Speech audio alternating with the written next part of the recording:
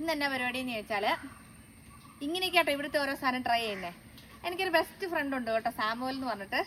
അപ്പോൾ അവരുടെ നാട്ടിൽ അവരുണ്ടാക്കുന്ന മാങ്ങാച്ചാറ് എനിക്ക് ഭയങ്കര ഇഷ്ടം കേട്ടോ. അവരുടെ മാങ്ങാച്ചാറ് കടുകിൻ്റെ എണ്ണ വെച്ചിട്ട് ഒരു മാങ്ങാച്ചാറിടും.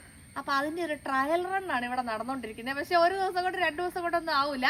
അതെനിക്ക് ഒന്ന് ഏകദേശം 2 ആഴ്ച വേണം കേട്ടോ അതുണ്ടാക്കാൻ. അതിൻ്റെ പ്രൊസീജിയറൊക്കെ അവൻ ഇങ്ങനെ പറഞ്ഞു തന്നിട്ടുണ്ട്. അപ്പം ഞാനത് ഇങ്ങനെ അതിനനുസരിച്ച് ചെയ്യും. അപ്പോൾ ആദ്യം നമ്മൾ മാങ്ങ, നല്ല മുഴുത്ത മാങ്ങ ഇങ്ങനെ വലിയതായിട്ട് മുറിക്കണം. എന്നിട്ട് ആ മാങ്ങാണ്ടി അതിൻ്റെ ഉള്ളിൽ നിന്ന് കളയും, മൂത്ത മാങ്ങാണ്ടി.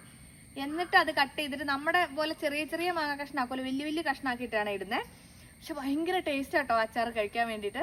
അപ്പം സാമൂല് പറഞ്ഞു തന്ന വഴി കൂടെ ഞാനിവിടെ ട്രയൽ എടുത്തോണ്ടിരിക്കുക. ട്രയൽ എടുത്ത് സെറ്റായ നമുക്ക് മാങ്ങാച്ചാർ ഉണ്ടാക്കാം. ആ മാങ്ങാച്ചാർ പക്ഷെ ഭയങ്കര രുചിയാണ് കേട്ടോ.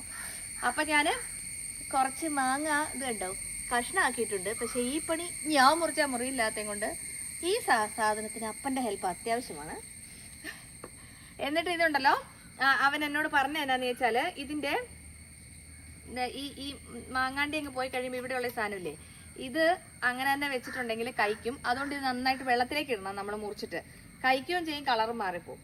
അപ്പം ഇന്നത്തെ പരിപാടി ഇതിന്റെ സ്പെഷ്യലാട്ടോ. എന്നിട്ട് ഇത് എന്നാ ചെയ്യേണ്ടതെന്ന് ഞാൻ കാണിച്ചു തരാം. ഇതുണ്ടല്ലോ, ഇത് നമ്മളിങ്ങനെ വലിയ വലിയ മുഴുത്ത കഷ്ണാക്കിയിട്ട് ഇങ്ങനെ കട്ട് ചെയ്യും കേട്ടോ. നമ്മുടെ പോലെ ചെറിയ പീസാക്കിയിട്ടല്ല ഇത് കട്ട് ചെയ്യുന്നത്.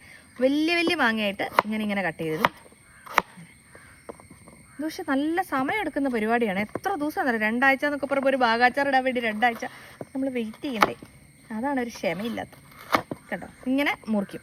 എന്നിട്ട് ഇതെല്ലാം എങ്ങോട്ടിടും, വെള്ളത്തിലോട്ടിടുവേ. അപ്പം ഇതുണ്ടല്ലോ, ഇത് നന്നായിട്ട് വാഷ് ചെയ്തിട്ട് ഇനി ഇത് നമ്മൾ ഒന്ന് ഉണങ്ങാൻ വേണ്ടിയിട്ട് വെയിലത്തിടും. നമുക്ക് വെയിലില്ലാത്തതുകൊണ്ട് നമ്മൾ ഡ്രയറിലിടും. എന്നിട്ട് ഡ്രയറിലിട്ടിട്ട് ഇതൊന്ന് ഉണങ്ങി കഴിയുമ്പോൾ നമ്മൾ ഇതെടുത്തിട്ട് കല്ലുപ്പിട്ടിട്ട് 2 ദിവസം അങ്ങനെ തന്നെ വെക്കും. ഞാൻ അങ്ങനെ ഇതൊന്ന് ഉണക്കാൻ വെച്ചിട്ട് കല്ലുപ്പെടുത്ത് ഇട്ടേച്ച് നിങ്ങളെ കാണിച്ചു തരട്ടോ. എന്നിട്ട് അപ്പം അതിനകത്തുനിന്ന് വെള്ളം ഇറങ്ങൂലോ. അത് കഴിഞ്ഞിട്ടാണ് അടുത്ത പരിപാടി. അപ്പം ഇതൊന്നും 2 ദിവസം കൊണ്ടൊന്നും തീരുവേല.